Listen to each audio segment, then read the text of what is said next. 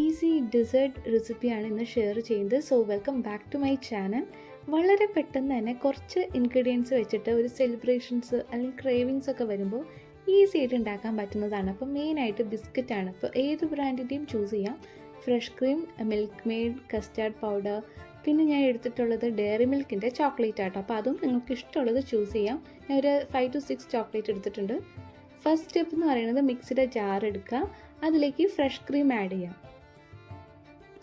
പിന്നെ ഈ ഒരു കപ്പ് അളവിൽ 2 കപ്പോളം ഞാൻ കസ്റ്റാർഡ് പൗഡർ ആഡ് ചെയ്യുന്നുണ്ട് കേട്ടോ. പിന്നെ മിൽക്ക് മെയ്ഡാണ്. അപ്പോൾ നിങ്ങൾക്ക് നിങ്ങളുടെ പ്രിഫറൻസ് അനുസരിച്ച് ഷുഗർ വീണ്ടും വേണമെങ്കിൽ അതനുസരിച്ച് ആഡ് ഓൺ ചെയ്യാം. എന്നിട്ട് ചെറുതായിട്ടൊന്ന് ഗ്രൈൻഡ് ചെയ്തെടുക്കുക. തേർഡ് സ്റ്റെപ്പ് എന്ന് പറയുന്ന ഒരു ട്രേയിൽ ബിസ്ക്കറ്റ്, ഫസ്റ്റ് ലെയറായിട്ട് ബിസ്ക്കറ്റാണ് വെക്കുന്നത്. അത് ഇതേപോലെ ഇങ്ങനെ അസംബിൾ ചെയ്ത് കൊടുക്കുക. അപ്പോൾ അതിന് ബിസ്ക്കറ്റിന് ഇങ്ങനെ വെച്ച് കൊടുക്കുന്നതിന് മുന്നേ മിൽക്കിലൊന്ന് ഡിപ്പ് ചെയ്യുന്നുണ്ട്. അപ്പോൾ അതൊന്ന് സോക്കായിട്ട് നല്ല സോഫ്റ്റ് ആവും. അപ്പോൾ ഇങ്ങനെ വെച്ച് കൊടുക്കുക. പിന്നെ ഗ്യാപ്പൊക്കെ ഫില്ല് ചെയ്യാനായിട്ട് ബിസ്ക്കറ്റിൻ്റെ ചെറിയ പീസസും കൂടി വെച്ച് കൊടുത്താൽ ഗ്യാപ്പൊക്കെ ഫില്ലായി കിട്ടും.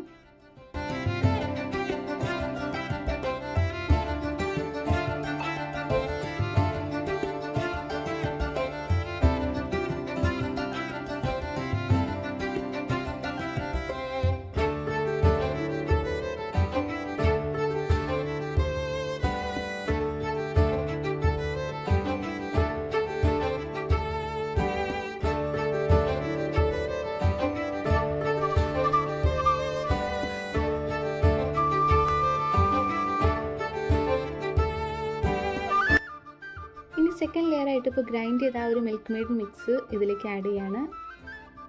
ഇത് പോർ ചെയ്ത് കഴിഞ്ഞ് ഇനി ഒരു സ്റ്റെപ്പ് ഞാൻ വീഡിയോയിൽ ഇൻക്ലൂഡ് ചെയ്യാത്തതുണ്ട് കേട്ടോ. അപ്പോൾ അത് ഞാൻ പറഞ്ഞുതരാണ്. ഒരു പാൻ എടുക്കുക, അതിലേക്ക് കുറച്ച് മിൽക്ക് മെയ്ഡും കസ്റ്റാർഡ് പൗഡറും മിൽക്കും കൂടി ആഡ് ചെയ്ത് തിക്ക് കൺസിസ്റ്റൻസി ആയിക്കഴിഞ്ഞാൽ ഫ്ലെയിം ഓഫ് ചെയ്യുക. അപ്പോൾ ആ ഒരു തിക്കായിട്ടുള്ള മിക്സ് ആട്ടോ ഇപ്പോൾ ഞാൻ തേർഡ് ലെയറായിട്ട് ലെവൽ ചെയ്ത് കൊടുക്കുന്നത്. ഇനി വീണ്ടും നമ്മുടെ പഴയ സ്റ്റെപ്പ് തന്നെ ബിസ്ക്കറ്റ് വീണ്ടും വെച്ച് കൊടുക്കുക. സെയിം പ്രോസസ്സ് തന്നെ വീണ്ടും ആ ഒരു മിൽക്ക് മെയ്ഡ് മിക്സും കൂടി പോർ ചെയ്യുക.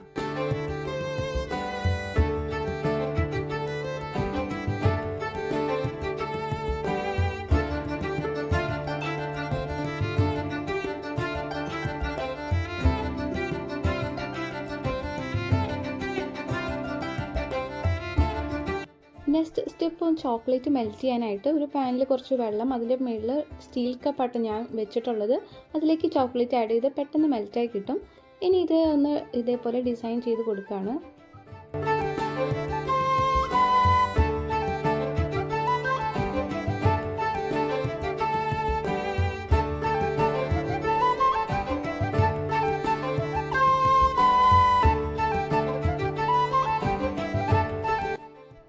ഫൈനലി ചോപ്ഡ് കാഷ്നട്ടും കൂടി ആഡ് ചെയ്ത് ഒന്ന് സെറ്റ് ചെയ്യാൻ വയ്ക്കുക ഫ്രീസറിൽ. ഞാൻ ഓവർനൈറ്റ് വെച്ചിട്ടുണ്ടായിരുന്നു കേട്ടോ.